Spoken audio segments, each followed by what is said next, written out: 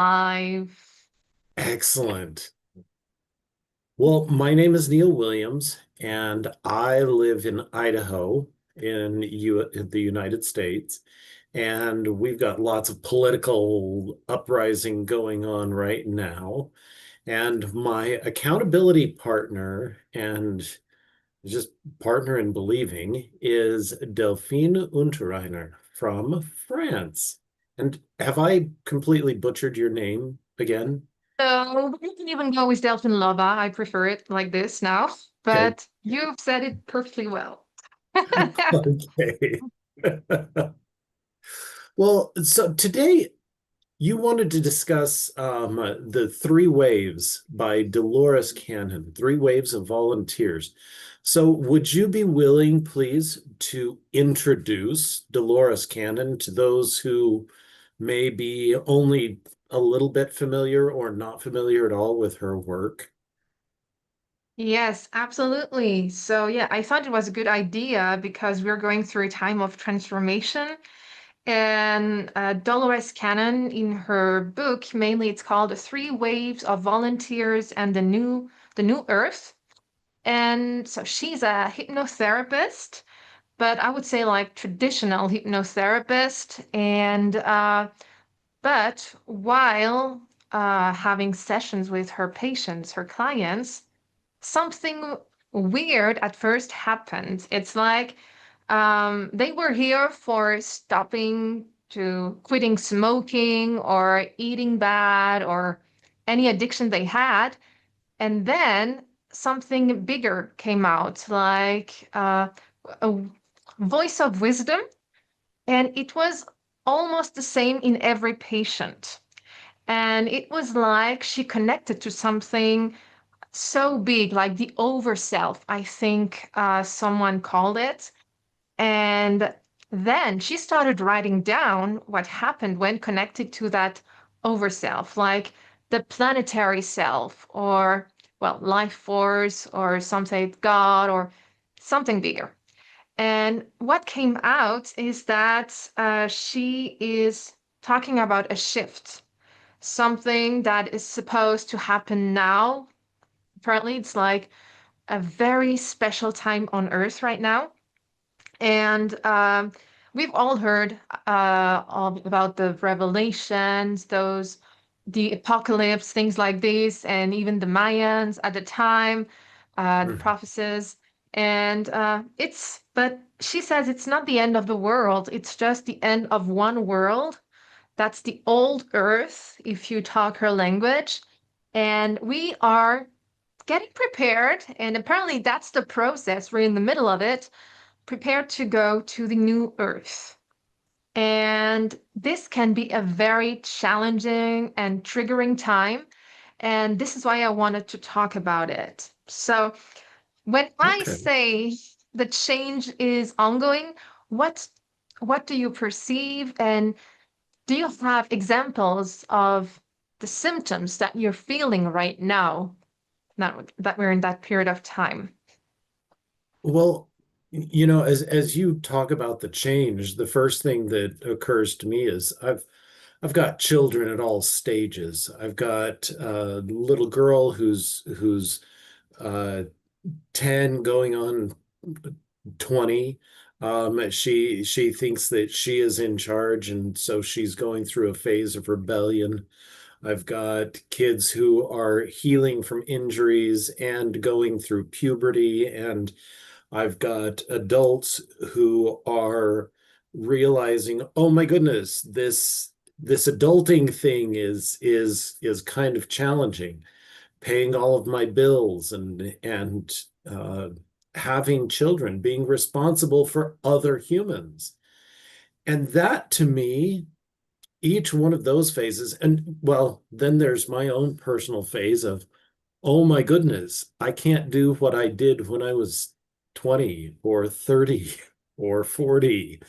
Um, I can't climb trees and prune the way I want to because my body has changed. And I think that every time there's a change, there's a little bit of confusion. a little bit of frustration, irritation, anxiety.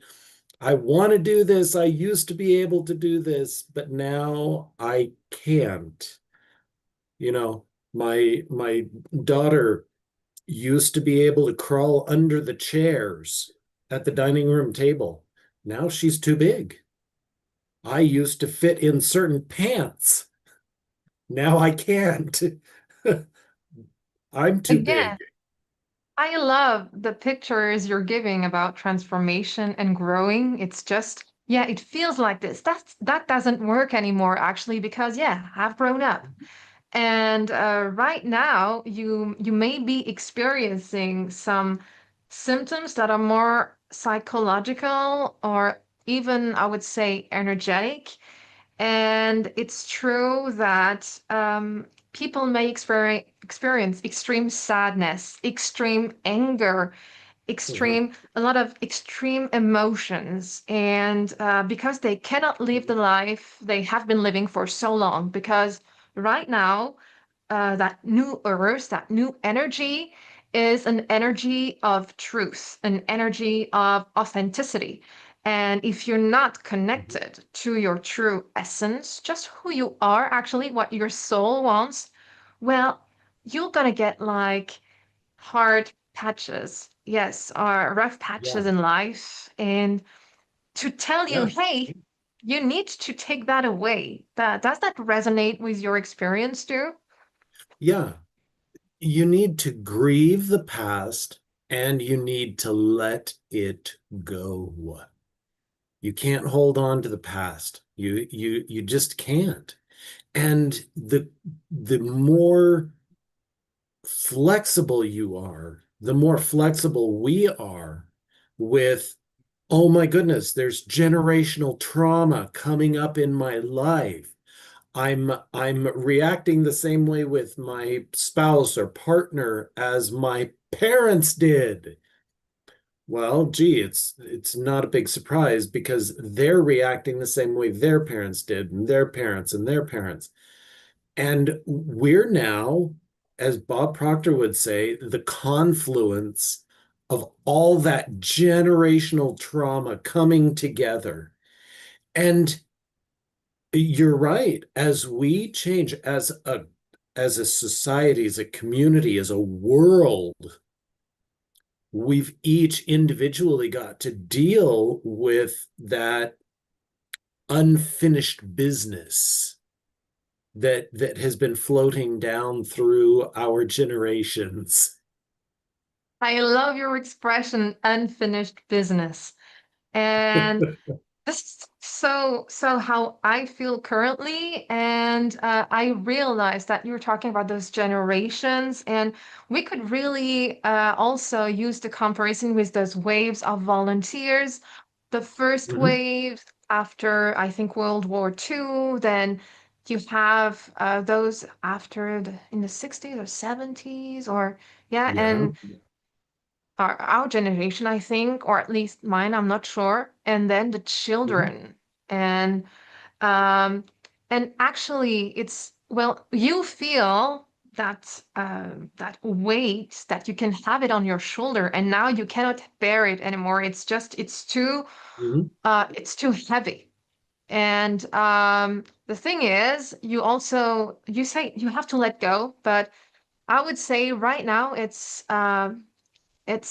like the manual to guide us is sometimes missing. How do we do that? Well, and first, of course, you have to acknowledge, and this is why I wanted to talk about the new earth and the ways of volunteers, because when you know what it is, when you know, oh, okay, I'm not crazy, it's not just me, it's something we're all going through, Oh, it's just helps relieve a little bit of the pressure. What do you think? to know you're not alone. Oh, that's the best thing on earth. I'm not the only one struggling. I'm not the only one experiencing this. Um, you know, so one of the interesting things that has happened to me in the last 20 years is 20 years ago, I was very staunch in my religion. There's a right way and a wrong way, and there's nothing else.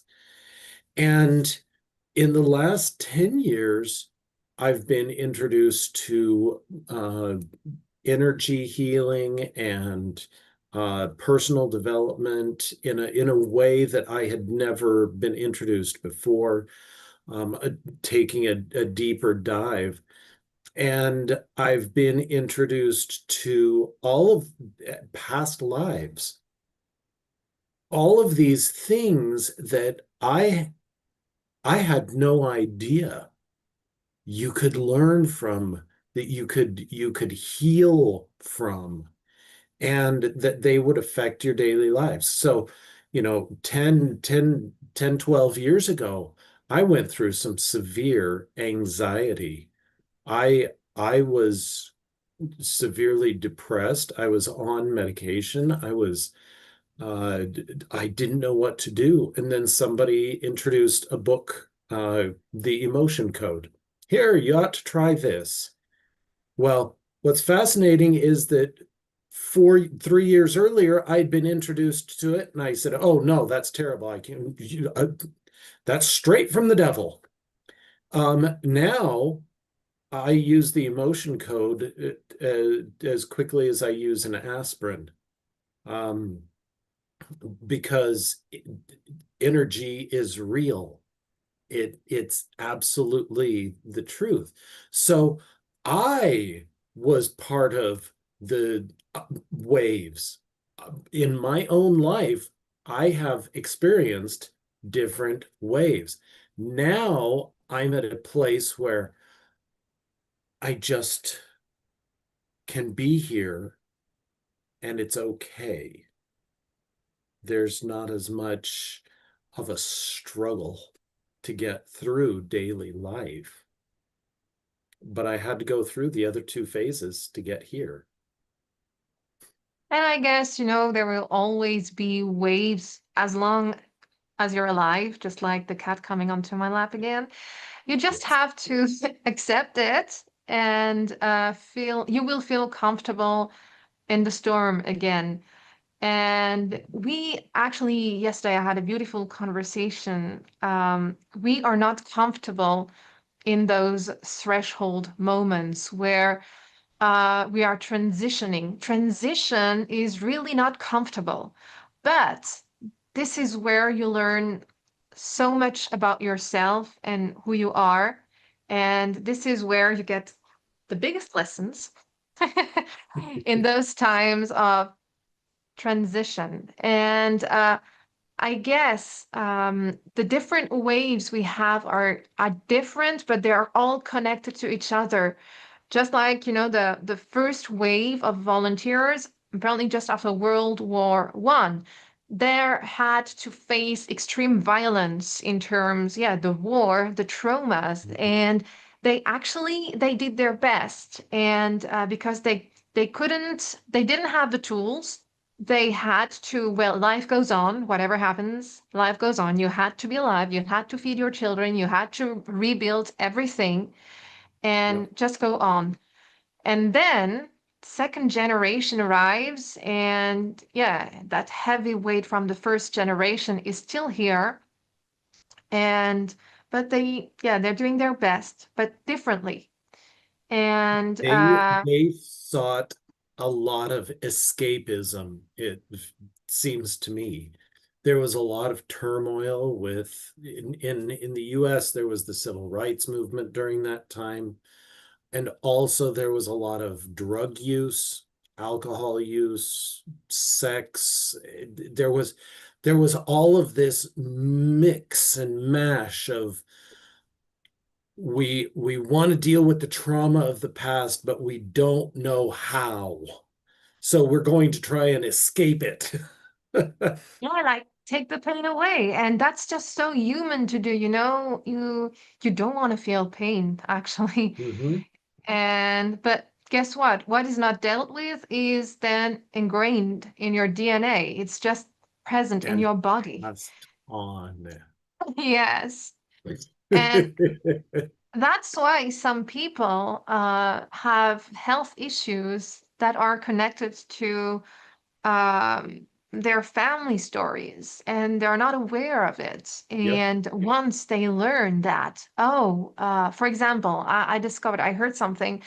Um, Someone died during World War II, for example, in your family. Hmm. And you, maybe you're the son or you're the grandson, and you feel not seen. And it's problematic. You don't, a lot of people don't like to be seen, and it's hard, to be yourself and dare to be yourself. And Yeah. I heard someone tell that story, and actually, you may struggle with that because your nervous system, who you are, is trying to keep you alive. Because 2 generations before, being invisible meant being alive. Safe. See? So, yeah. See. So, Yeah. and alive, you really, your grandfather died because he was visible. So your, yeah, your nervous system is just like, okay, let's not show up too often. Let's not show my face. Let's not be present. Let's not be mean because there could be some danger around me. Have you heard of Oh, those yeah. stories? Yeah. Well, and it goes even further back. When people get up and get seen, they often trigger that part of your brain called the lizard brain, where if you're seen by an opposing tribe, a lion, a predator of some kind, then you become prey.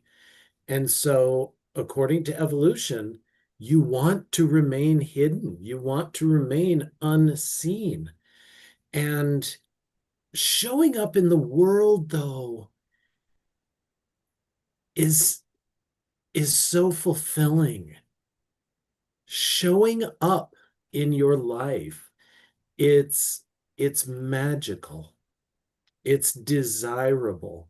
You personally, you want to be seen, even if there's a part of you that wants to remain hidden. And so you're constantly in that fight. And I think that's where the third wave is really important, is they're starting to realize I'm safe. I can allow myself to be seen. I can get up and speak. I can share my truth. I can establish boundaries and keep them while still respecting everybody else. I can still accept myself.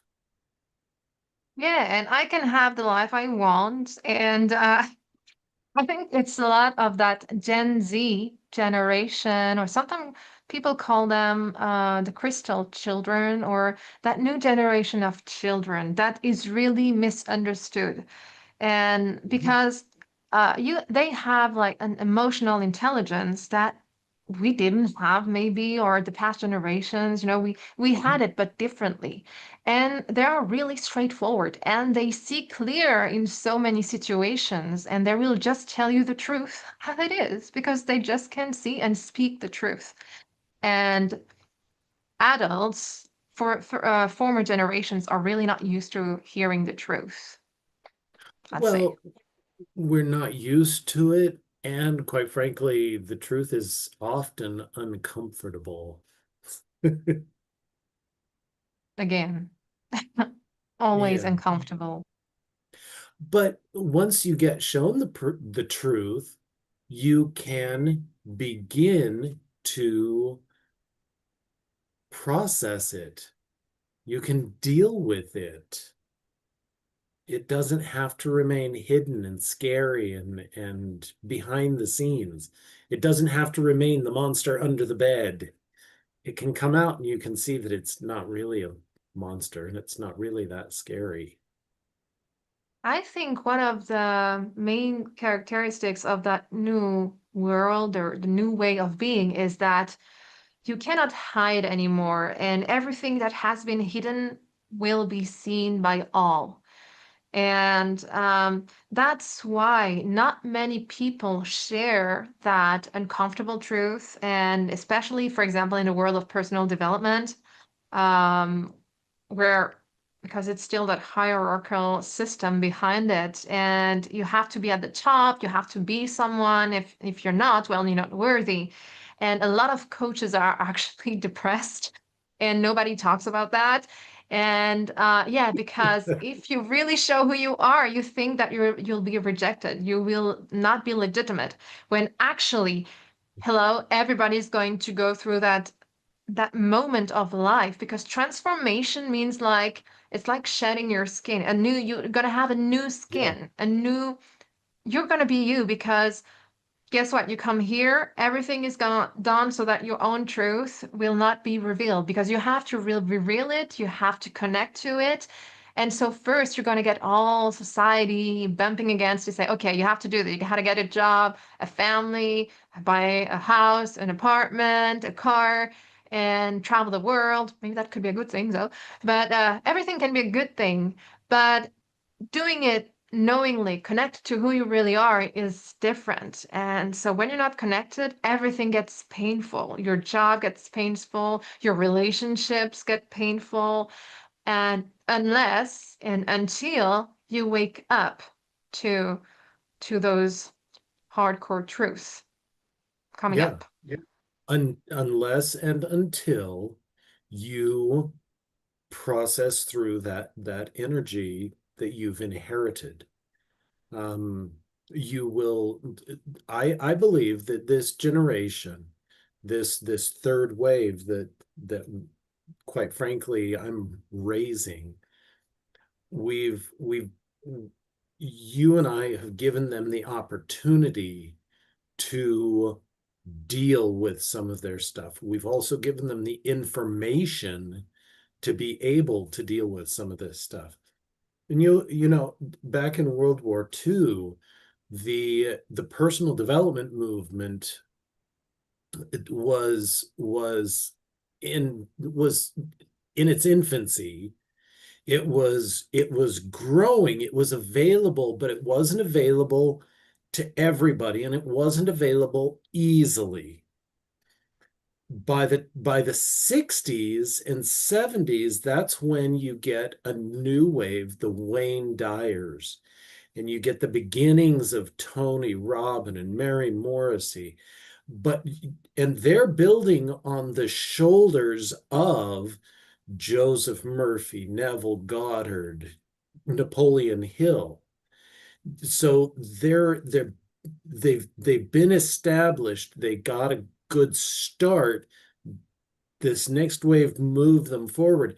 Now, now you've got the Bob Proctors, the more mature Mary Morrissey, the Brennan Bouchards, the all of the Jen Sincero, you name it.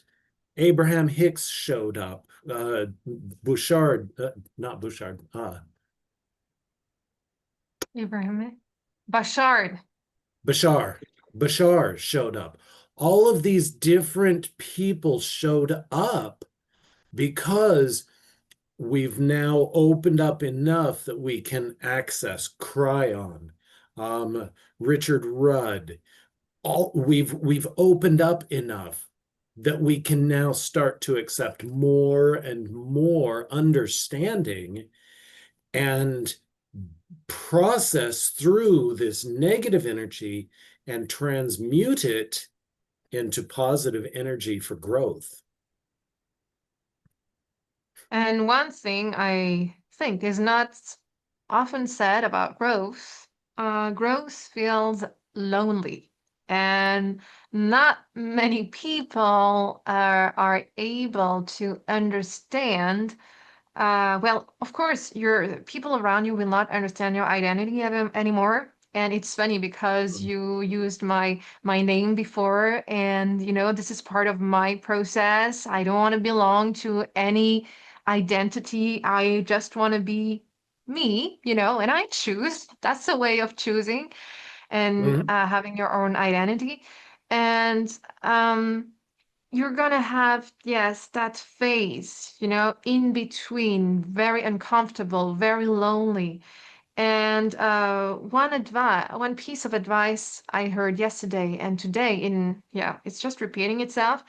Beware of the people you share your truth with, because Mhm. you really have to have containers, people that are safe, that can hear, and not everybody is ready for that. And it's also not, in order not to harm around, because it can be very painful, because when someone shares his or her truth, well, truth might be angry, sad, and because it's part of the Mhm. process before getting cleansed or purged, if I may say. So Yeah. yes, beware of the people you surround yourself with in that process. Then, of course, once you can deal with that, because there is kind of that hypersensitivity coming with that, and it's just you who you need to like preserve yourself. Well, and one of the best examples I ever heard of that is my therapist who told me, Neil, friends are a lot like leaves on a tree.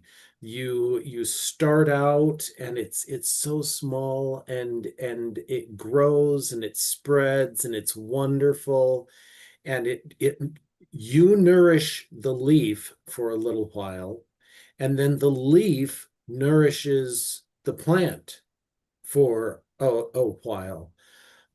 But what's interesting is usually at some point that leaf falls off. And the same way as you nourish a friendship, you develop a friendship, there may come a time when that friendship is no longer nourishing to you, and so it's time for it to let go, and it's time for you to let go because and that's I think when it feels the loneliest is when all of your friends, all of these people who you needed to get to this step aren't ready or willing to take the next step. And so you just have to say, I love you, goodbye. Yeah, sad. I was about to say sadly, but no, not sadly. And Natalie Bouchard puts it very well when she talks about relationships and the way we attract people in this world, in let's say the 3D world, the old world. You Mhm. attract based on your survival human, the survival patterns, and Mhm. you're going to attract, well, friends who will help you like feel well in those patterns, in that survival pattern. And guess what? When you start seeing that you've been surviving and you're going to start shedding light on that wound, well, you won't feel the need to nourish this.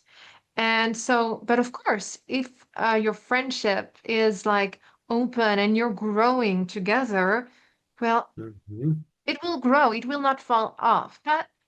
That's part of the process. You never know, because when you do that, it's an unconscious mechanism. You're not really aware you're doing it. Yeah. It's just like the plant that grows. The plant doesn't decide, oh my goodness, I'm going to go through leaf shedding right now. It just it follows what it needs to do.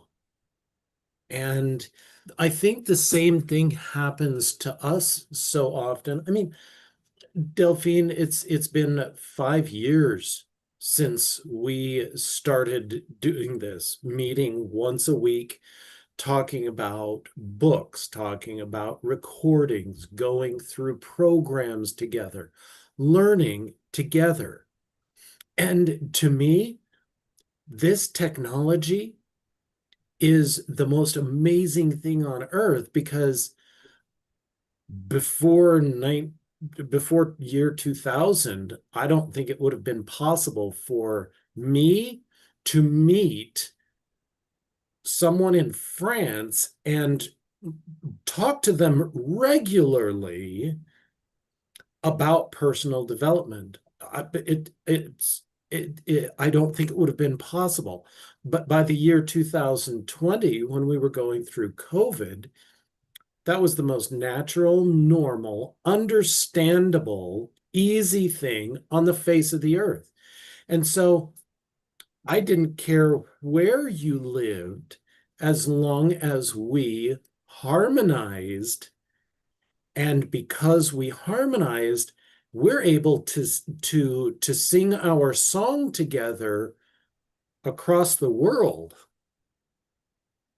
Yes. And you see, I think that's also so it's so part of this change. It's people from you're in the States, I'm in France, and we connect. We have the same song, the same frequency, and yeah, we Mhm. can connect. And how many people meet today in the world and they're separate? And there is an ocean between them, which is just, well, my grandparents could never have that, you know? It's traveling that far, knowing people that far, not possible.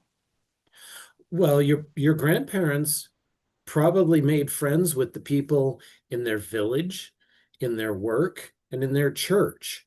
That's the only group that was available to them. We've reached out across the world to find friendship, to find harmony, to find a resonant partner in belief and understanding. And so now I take the knowledge that we have shared, that we've grown in, and I share it with my children. And my children and my spouse ha will be affecting their schoolmates and their friends. And they're not going to hesitate to have friends from around the world because, well, dad does. Why not? And you take it back to your students as well. Absolutely. And I was just smiling because I remember because my parents and those generation were so not used to that. And they actually freak out about finding people on the internet and like, okay, who is that person? Is she gonna, is it a scam? And they're so fearful, and of course they need to protect their Mhm. children. That's what they do. They're parents. But I can see the difference in paradigm, and thanks to what you're doing too. I never thought I would be like, my job is online. I'm teaching people around the world online. I never thought that would be possible. And I never thought I would be Yeah. like live streaming with someone like this, It's a world of possibilities that change itself. And it's a planetary change. And this is what is so powerful. What you're going through right now, someone in Africa, in India, China, in the States, everywhere. It's happening everywhere. People can feel it. Yep. And the works of Dolores Cannon and all those people you just quoted before, it's everywhere. And Yeah. yeah, it's so beautiful. Well, and it's very much this knowledge is like Dr. Cherie that we talked about a couple of weeks ago. The rules of life. That's I think the biggest thing is the rule book, how this thing works is inside us. To me, the challenge is that in generations past, as soon as the child was born, we were taught to shut down and hide that. Don't talk about that. Don't think about that. Don't do that. You're you're a spiritual being having a physical experience. No, no, no, that's not right. You're a physical being, and occasionally you'll have spiritual experiences. Well, that's not as much fun, but it's what so much religion teaches. You have spiritual experiences on Sunday. And now the idea of you live in a spiritual experience. You are surrounded by spirit, by angels, by guardians, by you know, heavenly beings, source. It's all around you. And that's a new idea that Well, it can be also with you. because in the past people were persecuted for telling their truths to. And I think Yeah, what's wonderful about this time is people start realizing it comes from inside. yeah, And actually, in all religions, there is that same truth. And well, now people are still fighting about what's the truth. And it's part of the evolution, as hard and intense and violent as it is. It's part of the process because what's happening is gonna, in the end, it's gonna open our hearts. The goal is to open our hearts and connect to ourselves. And in that new world, it will not be possible to harm another human being because you will be aware that hurting someone is hurting yourself. Because guess what? You see someone hurting in front of you, well, you want to cry, you want to help them. That's being human. And this is what we have forgotten. yeah, yeah. There's actually a book called Leadership and Self Deception, and another one, the Anatomy of Peace. And that initial desire to help, the desire, that feeling of you are no different from me, that's what we have to kill in order to treat other people poorly. We I have would even, to. Mhm, uh, yeah, understand it. And I think that's just vocabulary, transmuting it. And, mhm, but I think what you were referring to is also what we've been learned. We have learned a hierarchy that, we struggle. There are species that we compete, and that's Darwin and all that. Yeah, you have to struggle. You have to be first. mhm. You have to win because if not, you're gonna die. And I Yeah, think I'm not an expert at this, but that they have been scientists showing that actually cooperation is at the core of human beings, not survival of the fittest. No, it's cooperation, helping each yeah, other. And but this is also part of the game. We are here to really gonna face the dark. It's also the dark part of ourselves because if it hits, it means something inside of us is that part. yeah, And so just acknowledge, oh, that's here, but it's not the truth because you can feel it. It doesn't feel good. Competition, my gosh, I remember the times I was in those singing competition when I was a teenager. I was crushed. I mean, even though you were like winning, it never was a good feeling because you were here, you were judged. And for a teenager, my self-esteem, well, even though even you get those critiques all the time. And I was a teenager that got critiques over and over and over again. And it mhm. just does not feel good. No, it doesn't. And the uh, this competition is so artificial because we are integrated. We're more together than we've ever been before, because you can't tell me that a guy from Idaho and a girl from France are the only two who are getting together and talking about stuff over the internet. Look at all of the other interviews and podcasts that are going on where ideas are being shared. We're more integrated than we are separate now, or some of us are. We're integrating.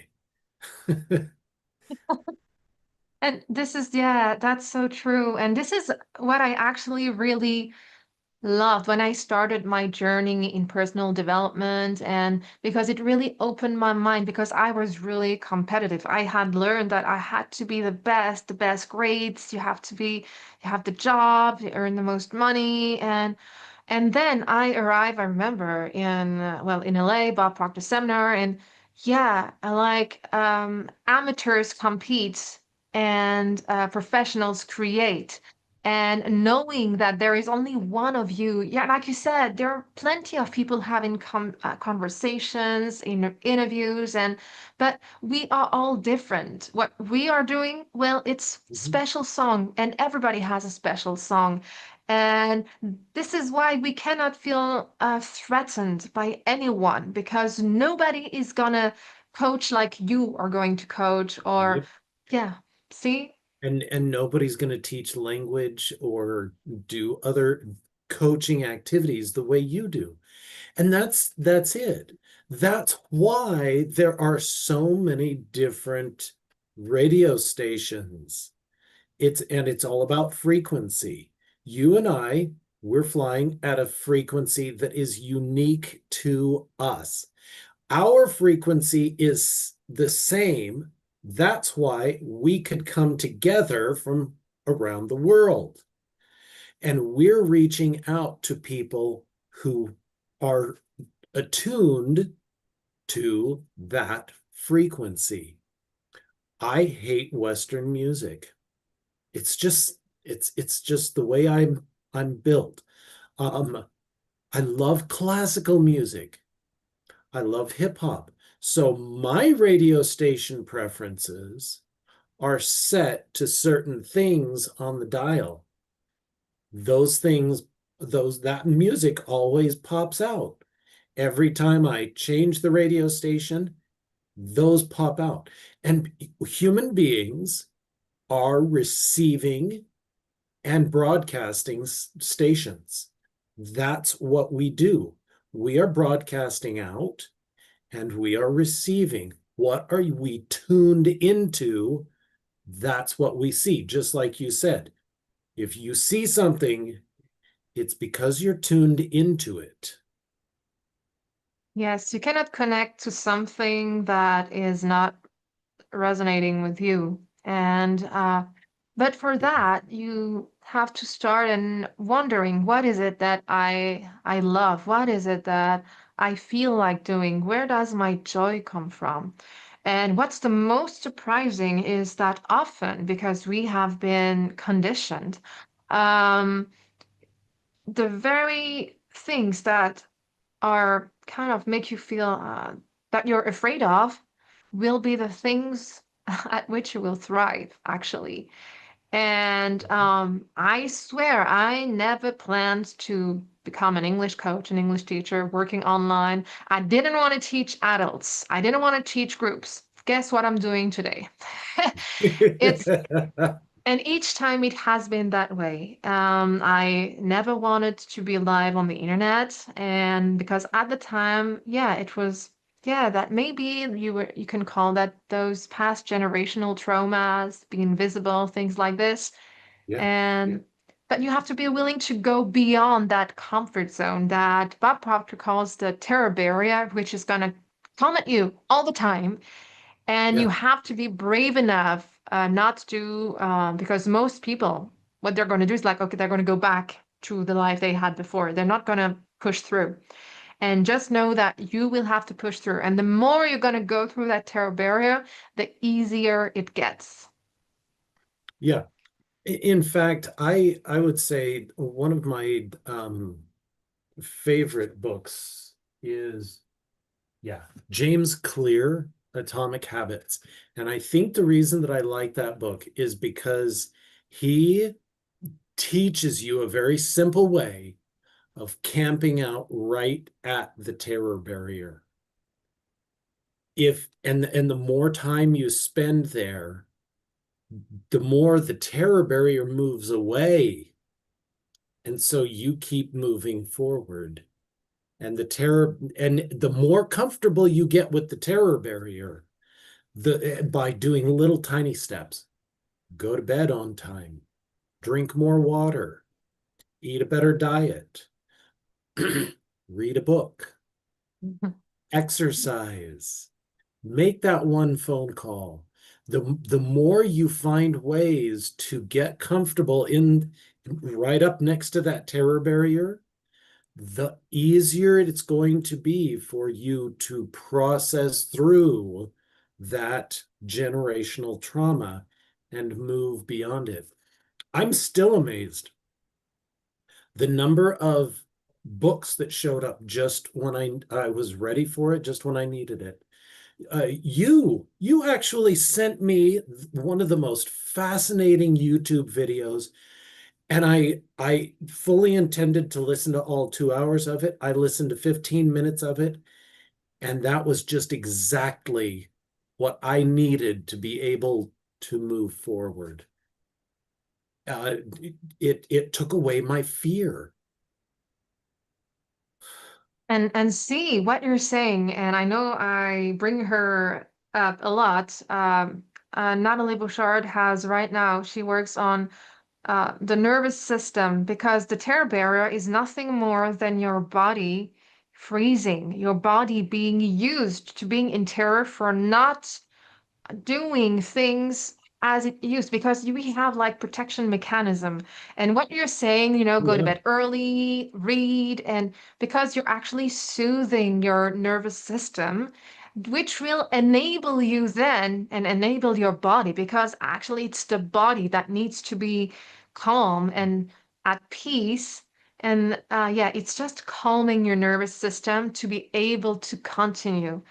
And this is also why what is your path feels so natural then, because once you've understood how to calm yourself down, you can follow the joy, like you say, like Abraham Hicks says, and it feels so, I would be stressed at the beginning when I was starting to coach and teach, and now, and even when we're going live, but now it's just like, let's do that, because It I feel feels good. natural. Yes. You've spent so much time in that zone of building yourself that now it flows, and we're not we're no longer scared that the lions are going to come out. Now, I have techniques that I use specifically to help me with that. First of all, I don't watch the news. Secondly, I never look at the comments. And that's because I don't want the positive comments to say, "Oh, you're so wonderful, you're so amazing, you've changed my life." Oh, well, I've changed somebody's life. I don't need to do anymore. But I also don't want the, "Oh, you're terrible, you've ruined my life." Oh no, I've ruined somebody's life. I might as well stop. No, no. And it's about protecting also it's keeping your center, what you're doing. You want to be aligned, and because this is actually other people's energy. And sometimes, yes, this is why also a very special thing we are feeling right now is we can feel emotions somebody else is feeling. And it forms like you talked about Mhm. aggregates, but I checked it out and it's egregores. And it's thinking. People think like they have that cloud above their head, Mhm. and many Yeah. people have that, and it's going to form a big, big cloud of thoughts. And actually, you can easily connect to that. And this is why some people who have the same issues will always stick together, and they're going to comfort themselves in Yep. that energy. And this is why it's really effective and sane to do that. You have to protect your energy. And of course, when you coach people, when you teach, well, when you do it in service and it's your job, and this is why money is energy, because you're getting paid for that energy exchange. And so you can do it. It's kind of a safe framework, I would say, for your energy to flow to the other person. What do you think of that? Yeah. Yeah. Anytime, well, as I used the analogy before, anytime you're singing and you find somebody that harmonizes, that's wonderful. Except you can harmonize in a minor key and it's a really depressing song, or it can be a really violent song. You can, or you can decide to harmonize with somebody in an uplifting and an exciting and joyful song. You have to decide who you're going to harmonize with because you will harmonize with a lot of different people. And the harmonies that are discordant and kind of depressing, those are the ones that are critical and criticizing. The ones that are joyful and happy and bright and uplifting, those are the ones that are grateful and hopeful. And you choose your singing partner. You choose who you're going to harmonize with, which cloud you're going to connect with. You're always going to connect, but you can choose which one you connect with or which ones. Yeah, let's connect to the sun, though, or sunny clouds. But Yeah. also, let's be realistic. It's no, it's not good to be realistic, but anyway, you're gonna bump into people, and it's gonna be part of your journey to bump in those different tunes and play like a disrupted song sometimes because you have to learn from it, because this is how we're gonna help other people to go through that, because we are, the waves, they're gonna come, and the more you know how to just embrace the wave, well, the easier it will be for you to just, yeah, follow the flow of life. I one of my favorite experiences in Florida, there's a town called St. Augustine, and there's the beach. It's a long sloping beach out into the Atlantic Ocean. The water's very warm. And December 3rd, I was there, and I would get out just far enough that when the waves came in, I could bob up, and when the waves went in between the waves, I could touch the ground. And I realized really quickly, if I jump with the wave, I can keep my head above water. If I try to force my way through the wave will always win, and I will get smashed with water. See, again, I love your pictures and your examples. Yeah, it's so true. There's nothing to add. I think it's, So go with the wave. yeah, go with the wave. No, that's it. Ride the wave. Yeah, write it. Well, and I love that conclusion, and it's already been an hour. And is there something you Wow. want to add? Nope. I look forward to our next conversation and whenever that is, because we are riding the wave. Absolutely. And on that, well, see you when we see you again. Bye bye. Bye.